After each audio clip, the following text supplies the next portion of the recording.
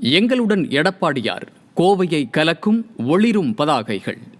கோவையில் மக்களை காப்போம் தமிழகத்தை மீட்போம் எனும் புரட்சி தமிழர் எடப்பாடியாரின் எழுச்சி பயணம் கோவை மக்களிடையே மாபெரும் தன்னெழுச்சி புரட்சி.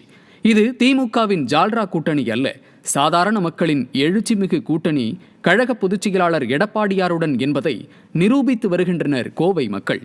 கோவை மாவட்டத்தில் கடந்த ஜூலை 7 மற்றும் 8ஆம் தேதிகளில் கழக பொதுச் செயலாளர் எடப்பாடியாரின் மக்களை காப்போம் தமிழகத்தை மீட்போம் எனும் மாபெரும் சுற்றுப்பயணத்தை துவங்கினார். இந்த சுற்றுப்பயணம் கோவை மாவட்ட மக்களிடையே மிகப்பெரிய எழுச்சியை உருவாக்கியுள்ளது. அதன் ஒரு பகுதியாக Kovai Singanallur KPR lay out பகுதியைச் சேர்ந்த பிரபு என்பவரும் அப்பகுதியைச் சேர்ந்த மக்களும் தங்களது வீடுகளின் முன்பாக எங்களுடன் எடப்பாடியார் என்று ஒளிரும் பதாகைகளை பொருத்தி வருகின்றனர்.